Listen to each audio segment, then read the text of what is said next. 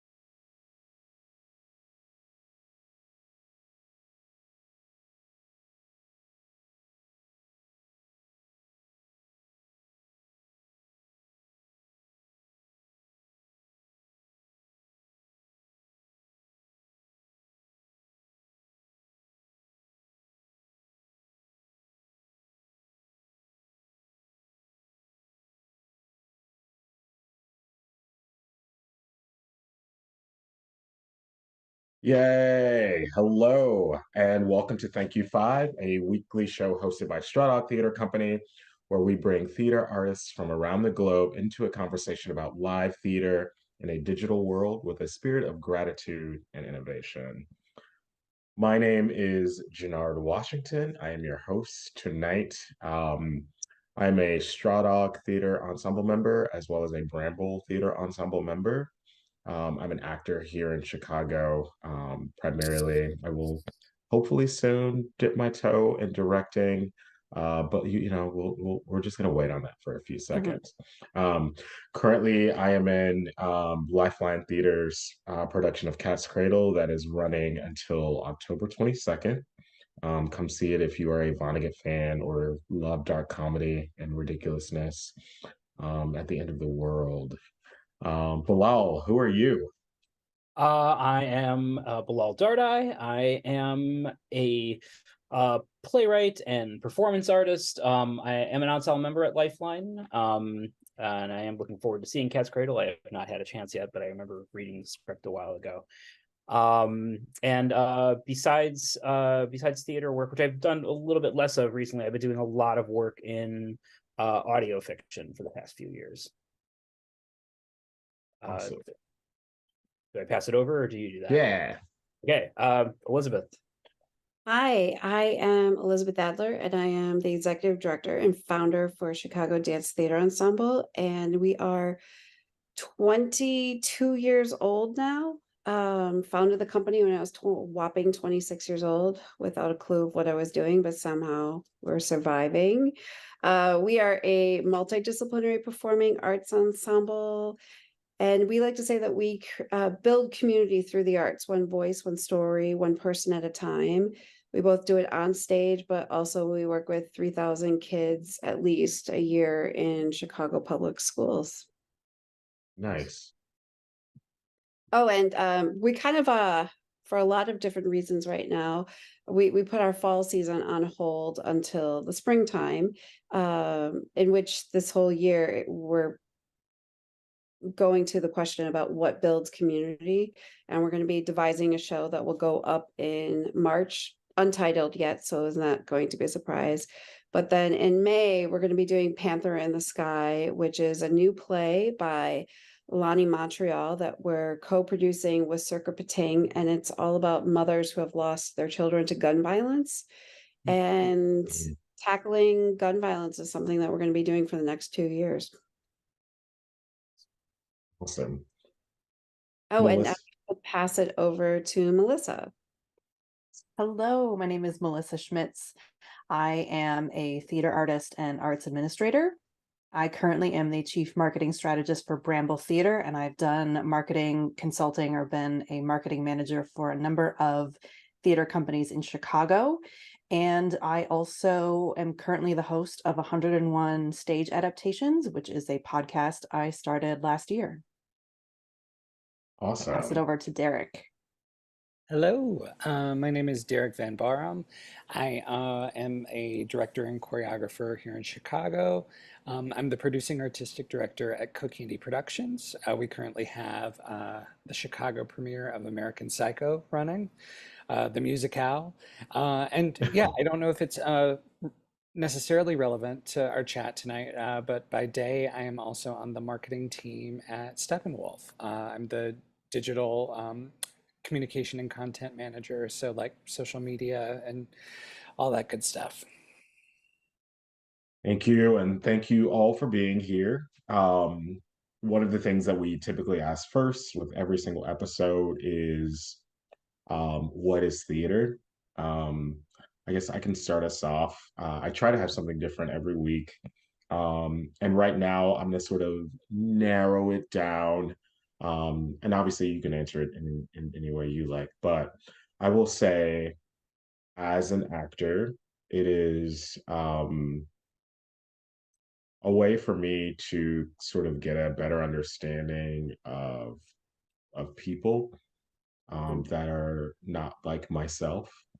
Um, there are a lot of, I think, people outside of the theater, specifically, sort of get the notion that you are typically cast in a role that is you, and more so than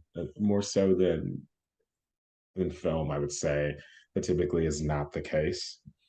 So what I try to do, or what theater has become for me, in doing it, is sort of learning how to justify someone's actions or thought processes, that are unlike my own in a way, um, that makes them seem justifiable, even if I myself may not necessarily agree with it. It is, learning that, in a larger sense, that people go with what they know, and finding out what this particular character knows, um, uh, learning about what they know, and why they may be doing what it is they're doing. And that can sometimes be difficult because, I'll do all this work, I'll do all this work, I'll do all this work, and bring it to a director, I'll bring it to the rehearsal process, and a director will be like, no, that's not it. And it just feels like, oh shit, you just killed my baby. Um, uh, and it may hurt for a second, but then after a while you learn, oh, this is the breadth of this character, this is the truth of this, feels like more of a truth of this person, because I don't believe that there's an absolute no. um there's no right answer, is a better way of putting it, but it's a way to see people. It's a very human art, in a world where I'm constantly asked and very good at thinking about myself. It's a way, um, to get out of myself, and be with other people who support that truth. Uh, that is my week. This is my this week's answer to that. Anybody else off the top of their head? Hmm. I'm gonna do that thing. I'm just gonna call on somebody. Well, Bilal. Sure. There we go. I think of theater as our most versatile and enduring and omnipresent art form, which is to say that at its core, it is one person tells a story to another person, and it's a thing I remind myself anytime, because it comes in waves, like this narrative that the theater is dying, and every time it crests, every time that wave crests, they're like, oh, the theater is about to die. It's like, the theater cannot die until there is literally one person left on earth. Amen. Until then, you still have theater. And I think that it pervades so much of what we do in our daily life. And I think when you understand the language of theater and live storytelling, when you understand how that works, it affects your ability to shape and influence, like, very small things, like whether or not you get a discount on your car, or very, very large things, like whether or not you get to be Speaker of the House. Go figure. But I think all those things come from an understanding of theater and audience.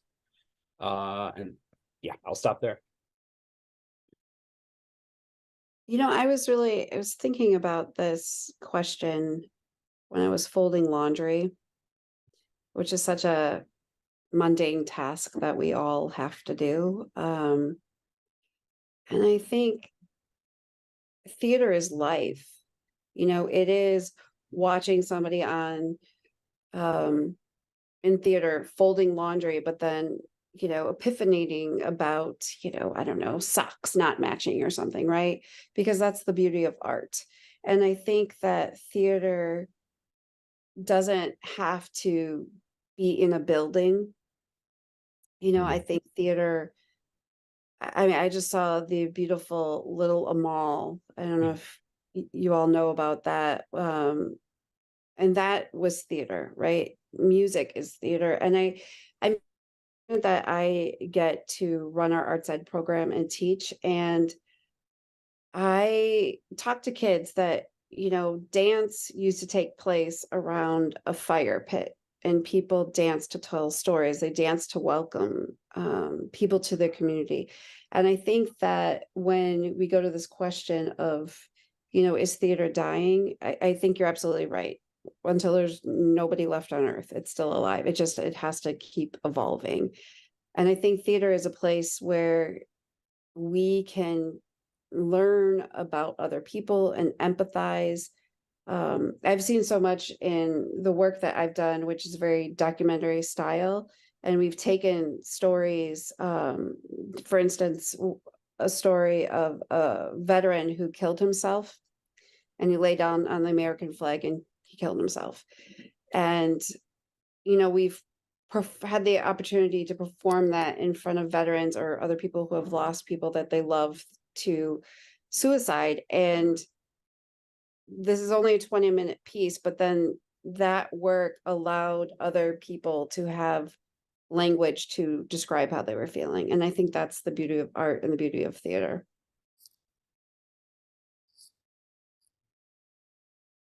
Melissa, do you have anything, or what is theater to you? Yeah.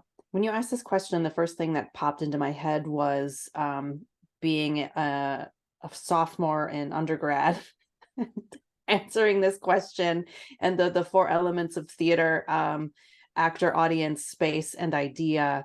And I think idea is sticking out for me the most at this moment, because it's like you get an idea for a director concept or an idea for a design concept, and you can be inspired by anything at any time. And so to me, that's where it currently starts. For me, at least at the moment, sort of what feels really special to me about what we do is the live exchange between artist and audience. It feels very unique to not just theater, but all live performance, just that exchange of energy. You know, we sort of deal in real time, in real space. So, you know, giving something out and immediately receiving something back feels very unique to what we're able to do. Whether it's a concert or some sort of immersive performance or whatever it may be. But yeah, it almost feels like for me currently, like the piece itself is almost secondary to that sort of exchange between whomever is in the room. Yeah. I it's wonderful when you have both, but you can certainly always tell when there is harmony in a theatrical piece, no matter what the setting is. But like you can always tell when there is that conversation, there is that, I don't know, synergy happening. And I think that when that happens, and you guys can agree or disagree, when it doesn't happen, that is when someone sort of deems that as a piece that did not work or is not worthy of being shown at the moment, or yeah, or is irrelevant, or you know, just falls flat. Mm.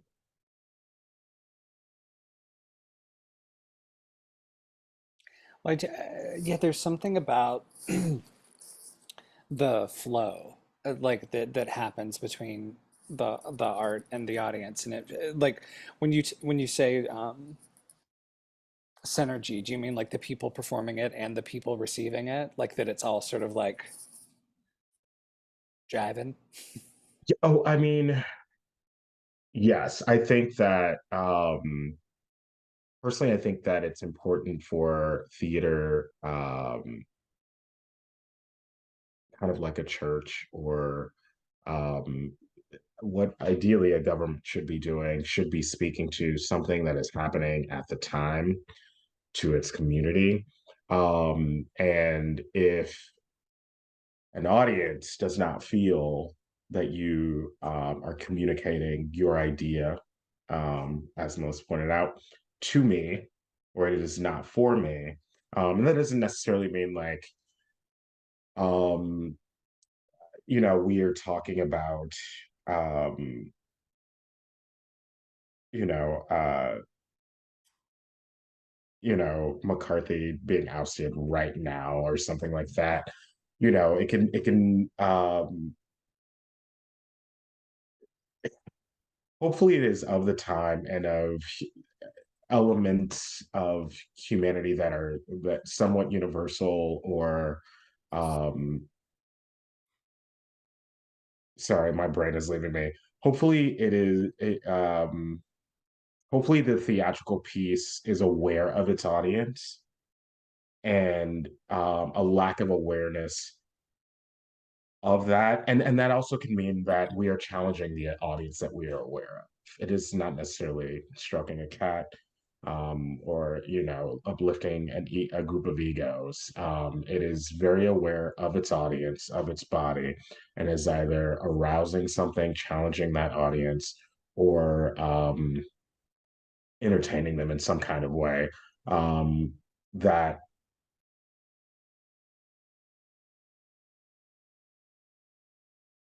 yeah, that would incite sort of a reaction or response. Um, Not that those are even needed, but like hopefully something, there is some energy being thrown out from the audience and from the performers on stage, that does create that sort of synergy. Does that make sense? Mhm. Um, so I'm going to go to Ian Davis's question. They live in Chicago. Um, has there ever been a moment where you have thought of leaving theater altogether? And if so, what brought you back in? I contemplated this question. I periodically contemplate this question for about a millisecond, and then I'm like, but I don't want to do anything else. So Mhm. that's it.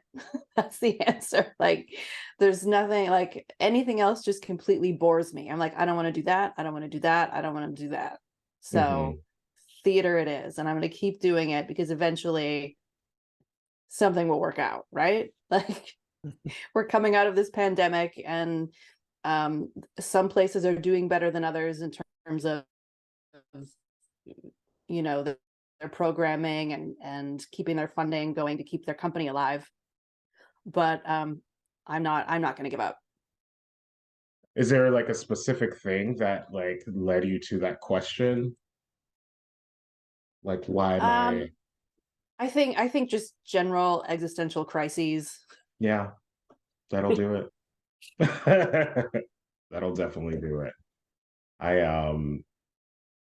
I know for myself during the pandemic, I definitely, for the first time in my life, and I know this is probably true of a lot of people, not just in the theater, but like finances became very much in the forefront of my life. And um I had to think of,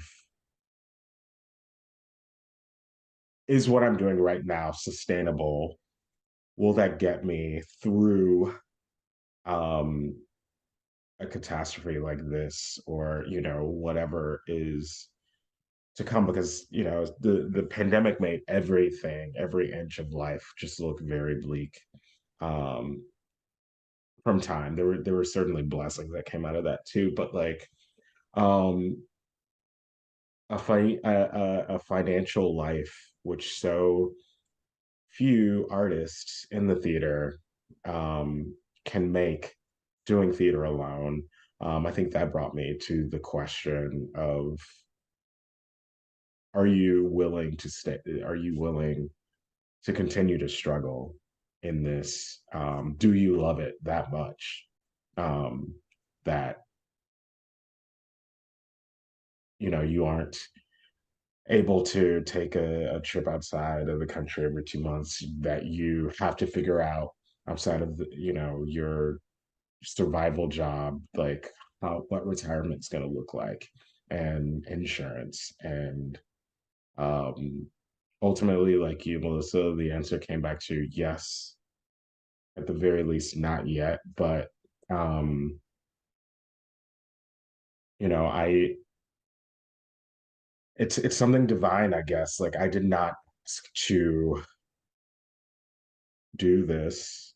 It kind of came to me, and I just said yes, I'll take student loans out for it, and I'll move to Chicago for it. But like, it's whenever I am doing it, I'm much more pleased in my life than when I am not doing it.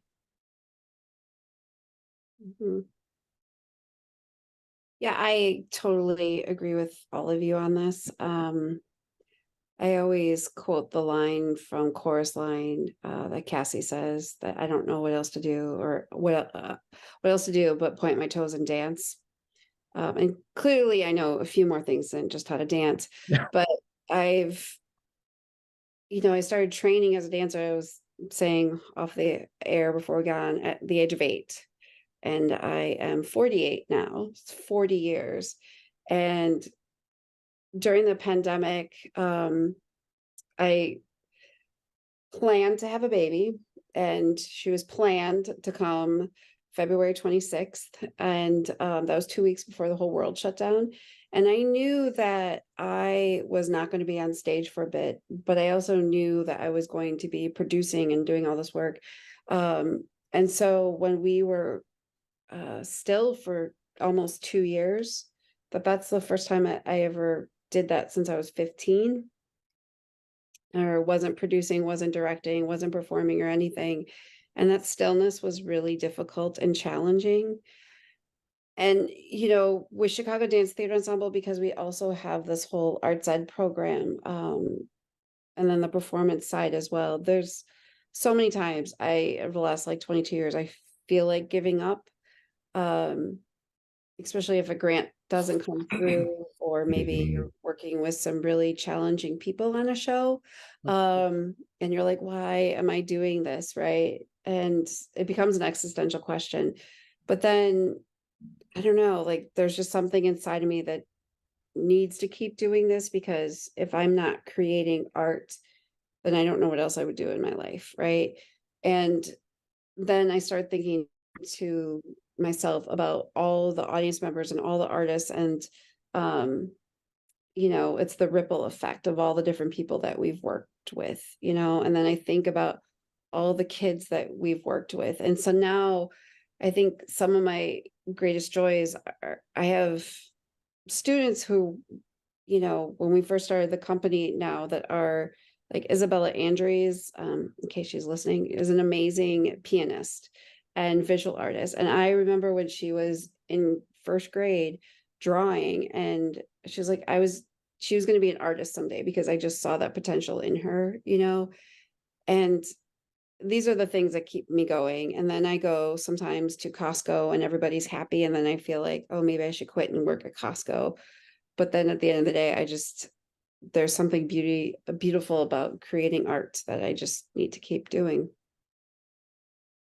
Yeah, you were talking about the stillness that the pandemic provided everybody. And that just sort of reminded me of, like, there was a moment in the uh so life pre-pandemic, I typically said yes to almost anything and everything thrown my way, because that's kind of what you're taught.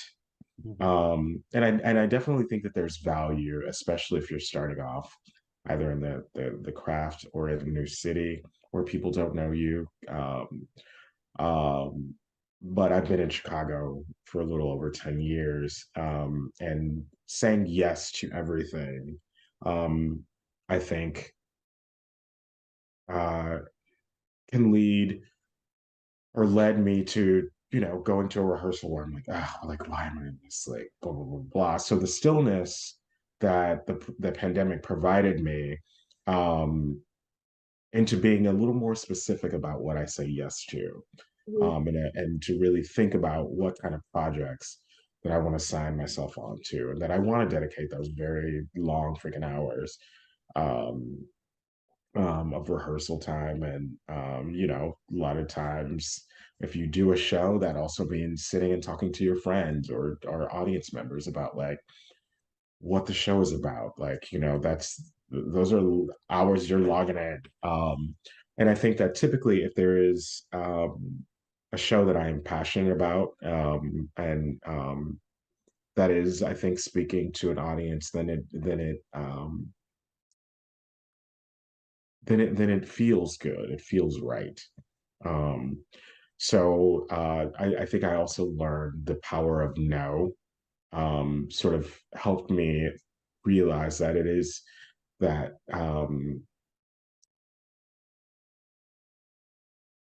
being in the theater feels a lot better when I have those boundaries. Derek or Bilal? I mean, like, I feel like I've had multiple moments where I feel like, yes, this is it. This is the exit ramp. Certainly when I've been writing something, especially if I know it has a production date, there's always a point in that process where I think to myself that it will be easier to fake my death and disappear than it will be to actually finish the draft. But I think I have like a rubber band relationship with the theater right now. It's like and a lot of that is based on things like time and time and inclination. I have an 11-year-old son who's got a really like solid soccer career going, like starting. It's just like, and he has been working on it since he was like 6. And so a lot of my time is spent shuttling him around like games throughout the Midwest. And he's got national finals in Florida this December, and I've got to take him to that. And I have like a one night thing I'm doing for Lifeline at the end of October, which is like a series of adaptations of like post short stories. And that is about the length of the bandwidth I have for a live theater project right now. A one night thing that I can help organize, that I can adapt some scripts for. But the idea of 3 to 4 hours, 4 to 5 nights a week, plus a couple weekend mornings, I don't have that. I could find the energy for it, but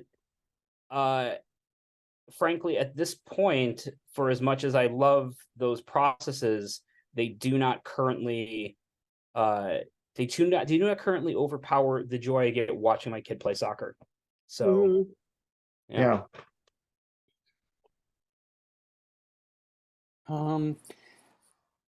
Yeah, I mean, exactly what was just said, except for me, it's like good TV and my couch and my partner. It's just, I think one of the things the pandemic sort of did was make me realize that socializing really is exercise. I feel like for 18 months, those muscles just sort of atrophied. And so it really was hard to, because it's what you said, Jannard, it's not just 3 hours of rehearsal. It's a half hour of hanging out with people before, another hour after that, and then suddenly like you've committed 6 hours. It's just it's time and it's energy. And I think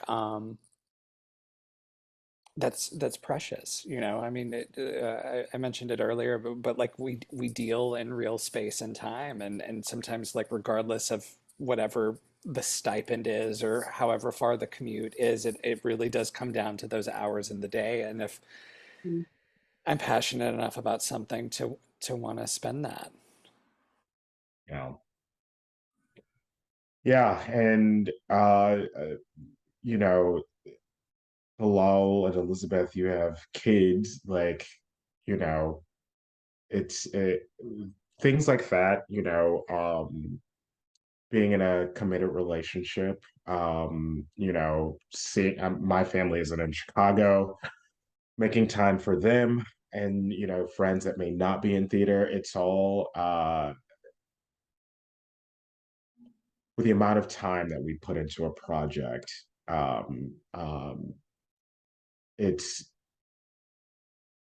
hopefully it's a good thing that you are committed to, and or a good project that you are committed to, because you've said no, or you've neglected in some capacity all of these other aspects of your life in order to put up this show, or to be a part of this project.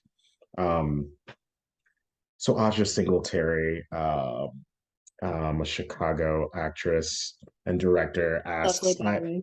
yes. Um, I heard that Chris Jones said that theater is losing out to things such as live concerts. Do you consider live concerts similar to theater or in competition with theater?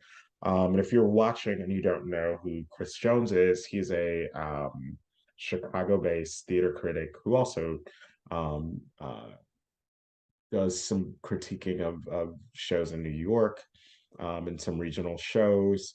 Um, uh, he recently put out this article that says this question that Aja put out, um, and I'll say I do consider live concerts theatrical.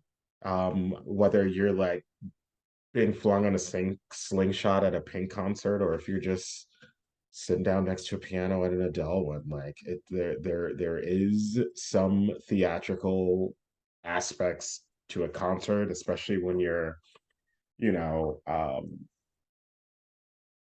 presenting to large crowds, and even smaller ones. But I would say that I would disagree with um Chris Jones, that we're competing with each other. um that's why all of the typically when an artist comes to, or has a tour, I would say they have one day, and most theatrical runs have multiple days, if not months, where you can see that. So you can make both things happen. um I think that you know, maybe Chris Jones is thinking about, the Taylor Swifts and Beyonces that will have a weekend and are packing, thousands of people in the house, and we aren't doing that in a weekend in the theater. I Uh, Yeah, I'm sorry. go for it. I don't get these broad comparisons, if that is indeed the comparison that Chris is making, because yeah, I don't see, like I feel like there's a lot of different apples and a lot of different oranges. Hmm. Because yes, uh, yeah, sure. There's a storefront that's never going to bring in as many people in one night as a Taylor Swift concert, Yeah. but Taylor Swift's concert is for a stadium, and the storefront Mhm. is for that storefront, Yeah. and both have merit and value. And at the same time, like yeah, I'm sure there are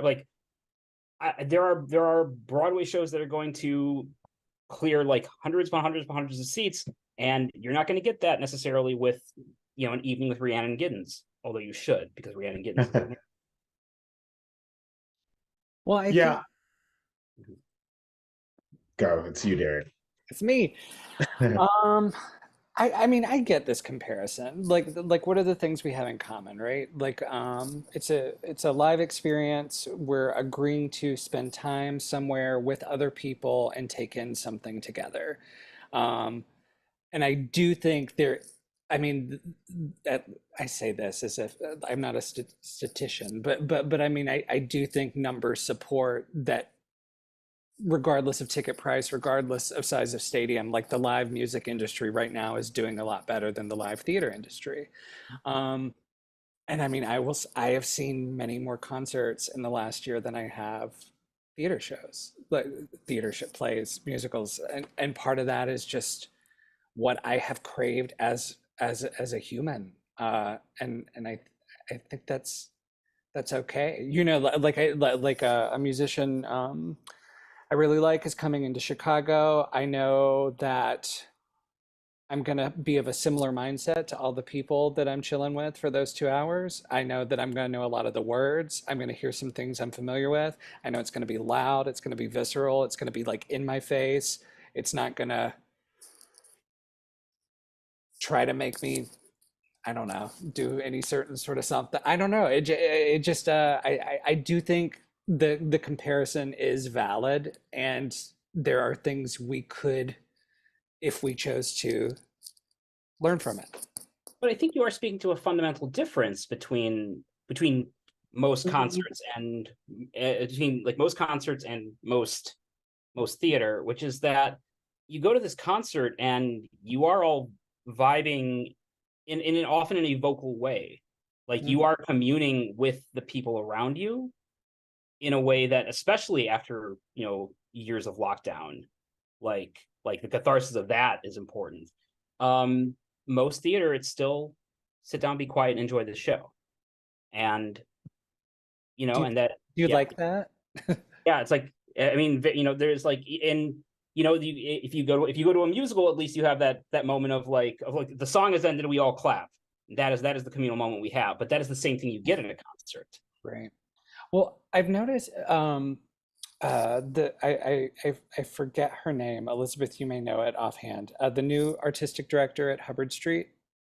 Oh, yes, I know who you're talking about. Like, Uh, can't remember. one of the things I've noticed that she's done since the pandemic is she comes out and in her curtain speech she encourages the audience to give energy back. Like I think what she sort of signs off with is like get your life while you watch the show, and it really does kind of change the perspective for people. Because yeah, I totally agree with like the audience expectations between the two are different, but I do think that is what some people who are critiquing the industry are starting to push against a little, is like maybe that needs to change. People don't want, if people wanted to sit in silence for 2.5 hours, they could watch Netflix, or as people started coming back to the theater, and this comes from like reading audience surveys at Steppenwolf and stuff, there's a lot of complaints about, oh, it seems like people forgot they're not in their living room anymore, where they could just talk back to the script. And I don't know. I don't know what the answer is, but yeah, it feels like arenas that allow, like if I'm going to get off my couch and I'm going to come out and spend money and time with you, like I don't want to just do what I would be doing at home, which is sitting and watching. I want it to be more of an exchange. Well, I think I'm totally hearing and understanding what everybody is saying, but I also think it depends on what you want to spend your money on. I mean, I personally would rather pay my mortgage instead of buy Beyonce tickets,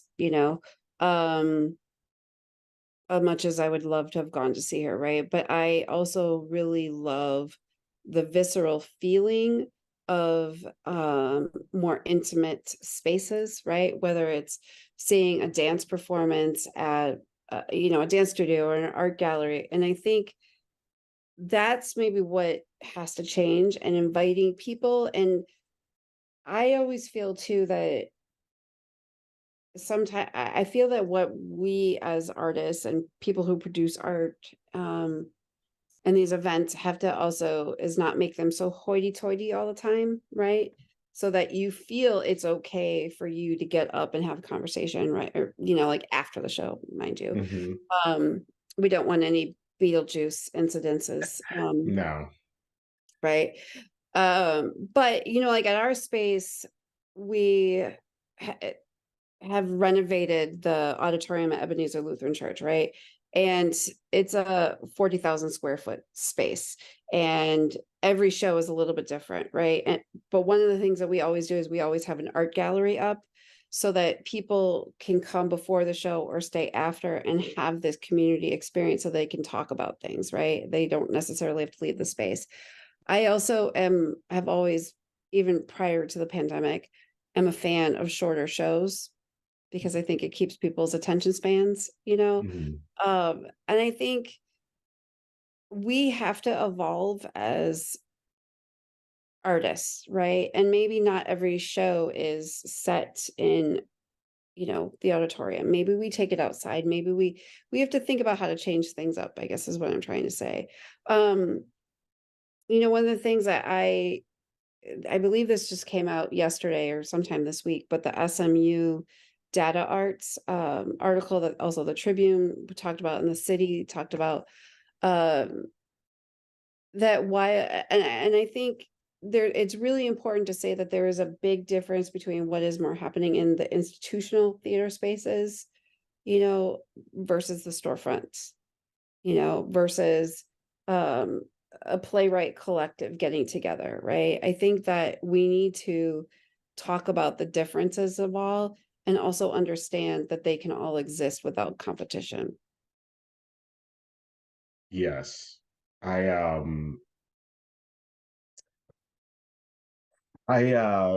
liked, first I wanted to say, like, what you were saying about the hoity-toity nature that some theater settings sort of set for themselves. Sometimes there is interaction. Let's, like, Bobert aside, like, we don't know what was happening there other than that, you were just being inappropriate. But, like, sometimes in audiences, you'll have someone react that may be big, and then, another patron, like a couple of seats down or like rows back, may disagree with that agreement. Or somebody's solitary laugh may cause the rest of the audience to laugh. And I do enjoy that communication when the environment doesn't feel as stuffy, when it doesn't feel as when it feels a little more welcoming. And to use your example of a Beyonce concert, there's a moment in this Renaissance tour where the whole audience knows to be quiet, and, like, sometimes if an audience member wasn't quiet, it caused a fight, because you should know. But I definitely, I agree with you, Derek, that uh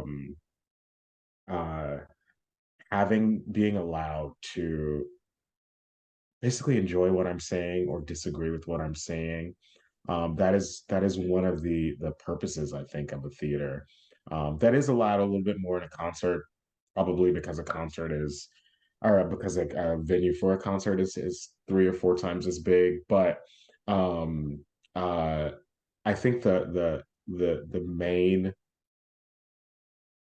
purpose of Chris Jones's article was, um if you haven't read it, sort of, pitying the theater after seeing so many close, and, like, concerts having record-breaking sales. Uh, and I just think there is some validation to what he's saying. People, kind of like what you said, Derek. This is what I want right now. This is what I'm craving right now, and I can't pity or blame a theater goer for wanting that, because that's what they need in their life. But um like Bilal, what you were saying earlier, I don't think that that's a threat to the theater at all. Um uh by all means, if 10,000 people wanted to see a show, like, we would extend it, you know, in a way. I feel like you're wanting to say something below. Yeah, no, I think the thing that really, like, jumped out at me from what you were just discussing was this moment at the Beyonce concert, where almost everybody knows to be quiet. But I think what's fascinating, but I think that's a very important, like, thing you're spotlighting, which is that in the show, Beyonce has included the audience in the show. She's included the audience in the performance. The performance is not happening at the audience. The audience has essentially been given a direction. Mhm. the audience knows. And so when they're quiet, it's not be quiet because it's rude. It's not be quiet because you'll spoil it for somebody else. It's be quiet because that is what this moment requires. Mm-hmm. And that is what you need to do in that moment. And when you can do that with an audience, and I will preface this by saying also that I spent 12 years with the Neo-Futurists, which is a company that by aesthetic involves the audience in that way, and it's requires that kind of back and forth. But I think even plays that don't have that requirement, you can see there's that moment in a play where it's been directed or written or however acted to this moment where the collective response in the room is exactly what you want them to do, is that gasp or whatever. Mm-hmm. And that is including the audience, and as long as you're not upset at them for gasping, then you have included them. Mm-hmm. Yeah, I think that I didn't read the Chris Jones article, but it seems like he's sort of hinting that this is sort of a zero-sum game. You can go to a concert and you can go to theater, probably not in the same night, but there's enough to go around for everybody. And theater has weathered a ton of threats: radio, television, cinema, streaming, and still we persevere and we're continuing to make art. I think probably the reason why these concerts are selling out in these huge stadiums is because the people know what they're going to get. They've bought the albums, they've listened to them a million times. Whereas the risk with theater always, especially with new work, is that you don't know if you're going to like it. Right. And everybody who programs theater seasons knows this. It's always a risk to program new work, because you don't know if the audience is going to like it or not.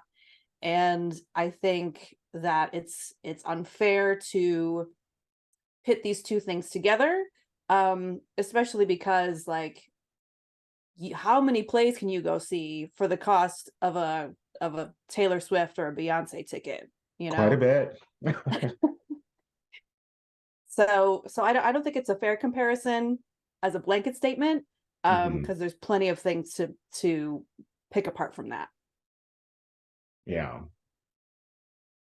Aaron Murray from Seattle asks, and this is a leap away from that question. How do you advise creating tension on stage, either via staging, design, and/or text? What's the best use of tension you've experienced or created in a theater? I thought this would be it's one of our top questions, but I think it's great to have someone who is in dance, a director and a writer, all in the same room. And also, Melissa, you can share what you've seen or been a part of, where you've seen some tension.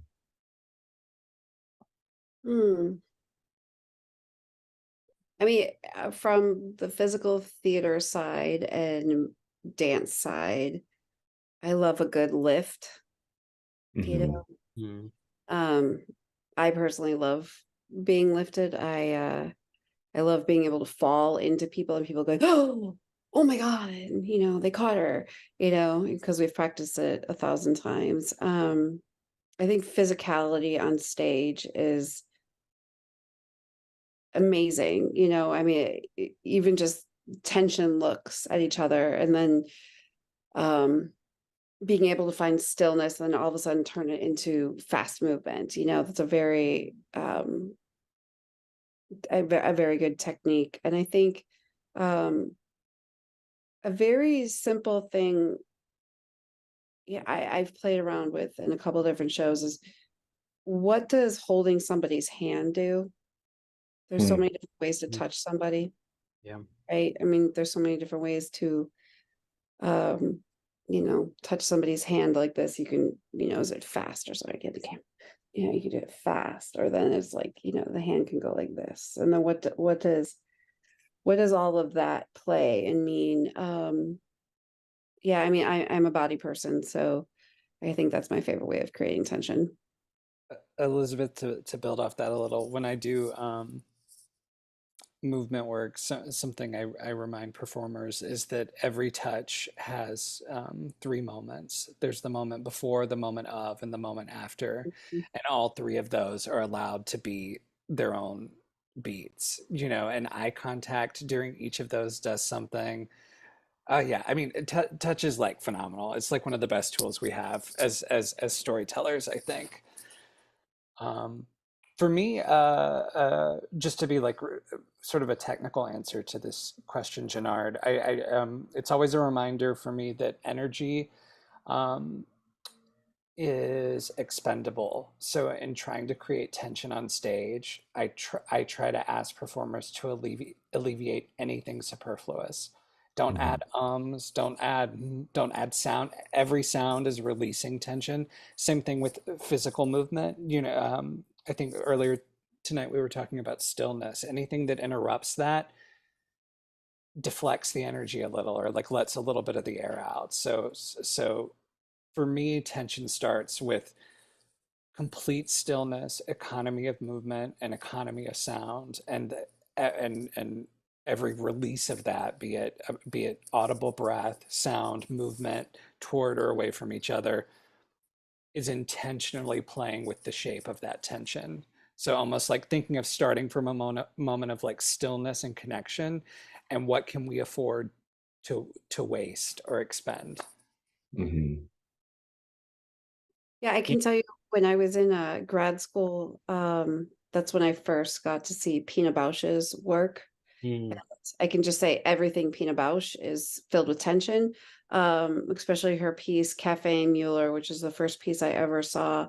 And if you don't know it, it's well, it's set in a cafe, and there's a woman who's just walking around the place, like trying not to bump into chairs, but sometimes she bumps into chairs. And then at one point, there's a woman just sitting in the corner, and then there's some men that come in and through, and just sometimes that simple tension of just being in space.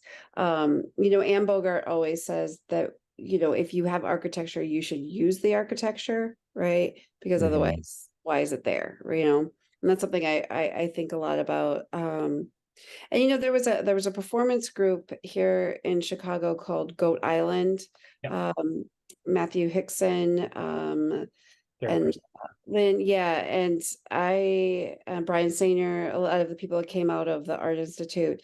And I remember I saw them when I was in undergrad, and I was just blown away also by their use of physicality. And I was like, oh, I think I know what I want to grow up to be like. This was after leaving the world of ballet, and um, that's a whole nother story for another day. But just understanding like how they use the physicality to tell a story. I'll never forget some of their performances that they did in a gymnasium, Mhm. with not a lot of light. So talk about how to make things immersive and people being there for that visceral feeling. So yeah, that's I will always remember those performances. From a script side, I mean, the kind of the obvious answer is silences, is pauses and silences, and Pinter gets lampooned a bit for it, but I think the thing that people forget, people have forgotten over time, is that the thing that Pinter did so well that hadn't been quite done that well before was understand how much dread exists in a moment of two people not speaking. It is actually it is a similar thing to the touch that you described. Like there's the moment before, the moment of, the morning, the moment after, and I think one of those things that can be it can be tricky to remember when you are down in the writing process, that at some point you are going to have actors you're working with, and those actors are going to bring a different part of the language, or a different, or like they're going to bring a physicality, or they're going to bring a look or a tone, and you're going to be able to say, you know what, we actually don't need that line there. Like Mhm. this thing that I spelled out in this line is coming through entirely in the way the two of you are situated on stage. And that's a wonderful thing. It's a great thing. It's such a wonderful thing to be able to cut a line like that, because you know it's not needed. And I think also one thing that's useful is understanding where to break up rhythm in a script. Like, I think if you have something that's proceeding at a certain pace and then suddenly it stops for a second, like the tension that's there is like it has a certain, it's the sort of thing that occasionally causes tension in music. I remember reading an article once about like why Adele is so good at making you cry, and it's because of a thing she is very good at with certain juxtapositions of note. Like she'll be able to hit this one note and then it breaks in this way and you break with it. And I think it's an important thing to think about as you're writing dialogue. One of the things that I'll never forget from school when just approaching any role is a play in its 90 minutes, 2 hours, however long, is this group of people or these characters' biggest moments of their lives. So typically, you know, it's love, heartbreak, whatever, getting what they want, blah, blah, blah. And what makes it big is that someone or some people are just in opposition. There's somebody that doesn't want you to get that. There's somebody who knows better for you, or whatever the case may be. So tension, because the moments in these people's lives are so big, tension is going to be there. One of the things that I remember from college, and I don't mean this in any inappropriate way, but building off of you guys' sense of touch, it is often helpful to consider where the sex is in the room. Where's the attraction or lack thereof? Because typically, you know, you have that in real life. You know precisely if there's someone who walks in the room, if you're attracted to them, and your behavior changes. If there is no attraction, your behavior behaves as such. That's, you know, just a very human thing that we all do, that informs your character, how they behave. And I think, you know, again, without sounding inappropriate, there's always some sexual tension in some capacity, whether you're in an office, you're on the train, you're, you know, in a room with your partner, like um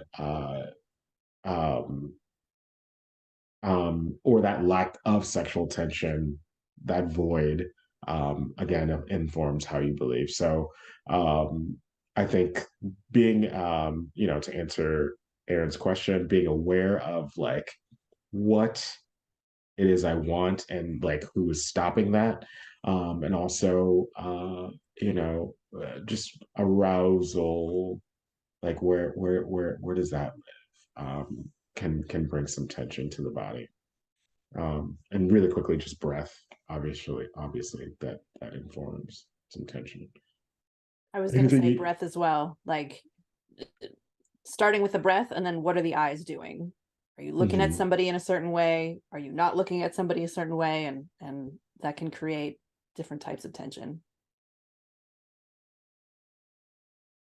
So you guys, we are at time.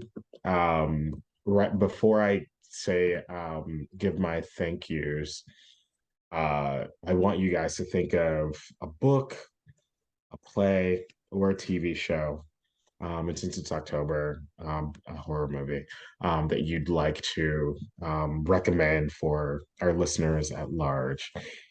I have 5 thank yous for you guys. Number 1, thank you to Kyle Hammond for creating the show. My thank you 2 is to Office Hours Global, Edwin Ruiz, and Mondo Machine for helping make this possible. 3, is for the show being to Straw Dog Theater for making this show possible. Chicago is run on a free theater model where productions are available to anyone and everyone for free of charge. We can only do this with generous donations from our community. You can find out information by donating about donating or becoming a Straw Dog member or sustaining subscriber at strawdog.org. Thank you. 4 is to the folks viewing, participating, and supporting the show. And 5 is to you guys, Elizabeth, Melissa, Bilal, and Derek. Thank you for being here. It's always lovely to hear everyone's opinions, agree, disagree. Thank you for your time, your own personal dedication to the theater, and absolutely for giving us your time tonight. Now back to those recommendations. What are we recommending to the folks that are watching at the moment? I recently read Kate Hamill's Dracula. The subtitle is A Feminist Revenge Fantasy, and it certainly is.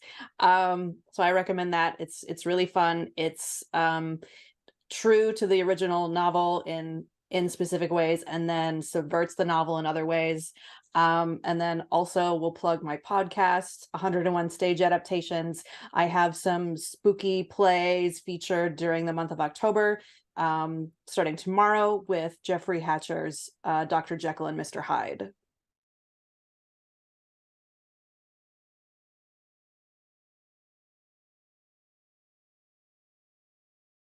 Okay. Well, there's so many running through my head because you mentioned you opened the horror door. I will plug American Psycho, the musical, running in the Chopin Studio, Coke Candy Productions. We run through end of November. Who directed that? 'Twas I. It was I. Yes, of course. I mean, definitely like it's all the Halloween vibes and pretty darn good, if you ask me. Aside from that, just some house favorites, you know, and Sing Elizabeth makes me want to dance. So I'm going to say both versions of Suspiria and Climax. If you have not seen Climax, one of my goals as a Chicago theater artist is to do an immersive theatrical experience based on that movie about a French dance troupe who, at their final night party, someone spikes the punch with LSD and nightmares ensue. Maybe we just need to do a collaboration then. I mean, could we? I think we Chicago needs Climax. That's my quote. Chicago needs Climax. There's so many things I could say about that right now, but it's PG. So I am actually reading this lovely book right here called The Body Keeps Score. Oh, yes. And the reason why I'm reading this, and I'm also doing reading about informed people and kids, because not only kids we work with, but especially because we're going to be working on the topic of gun violence for the next 2 years. And I think it's really important to know like how things affect you, but then when you're working with people and different boundaries and stuff that we're going to have to put up. Also, this book is lovely. You don't need to read the whole entire thing. You can skim through a lot of it because he says a lot of the same thing over and over and over. So, a scary, but not really family fun one, Farmageddon, which is Shaun the Sheep. And it's really hilarious about, you know, an alien coming from outer space. That's my horror recommendation because I love horror films, but I don't like to watch them by myself. So, you know, until I have a romantic partner at my house anymore, it's going to be Scooby-Doo or nothing. Book-wise, I feel like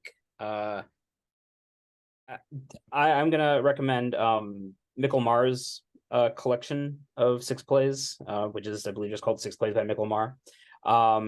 Mikkel, if you don't know him, he's a playwright. He's been doing a lot of work in Chicago for past 2 decades, primarily with Theater Oobleck. I think his work is some of the smartest and most inventive and funny and human things I've ever read. When I first saw Mikkel Marr play, I told people it felt like being a golfer at the same time Tiger Woods hit his prime, and being just like, well, why am I bothering at this point? I just think the world of Mikkel's work. Spooky wise, I actually saw Renfield recently, and I really enjoyed it. I thought Nicolas Cage was having a great time. And Nick, what's his name? Nicholas Holt. Thank you. Yes, I think he's great in everything, and I think he's also having a lot of fun in this. So, I will recommend a playwright, Dominique Morisseau. She's somebody that I'm digging into right now myself. And movies, if you haven't seen them, I would suggest being like Elizabeth and watching these with other people, but forget the director's name, but Midsummer, Hereditary. Ari Aster. Yes, thank you. Check those out. If you both want to be afraid and think about things, like just Hereditary is still thought-provoking. Yeah. It was on my Instagram as like there's this guy who's like movies that you only need to see once. Yes, Hereditary is one of them. Yeah. I've definitely seen it more than once, but there's always stuff that like you're just like, oh, yeah, of course I didn't see that. But no, it makes sense. Melissa, you want to take us out? Sure. Thanks for Oh, coming. wait. Yeah. Did you? I went. Yes. Did you want me to sign off? Is that what you meant? Yeah. But you have been selected to recommend something else. No, yes. I just realized, yes, you did. Thank you guys for being here. I appreciate that. That's this week's episode of Thank You 5. Oh, thank you. Thank you, 5. Thank you, 5. Thank you 4. Thank you, 5. You 3.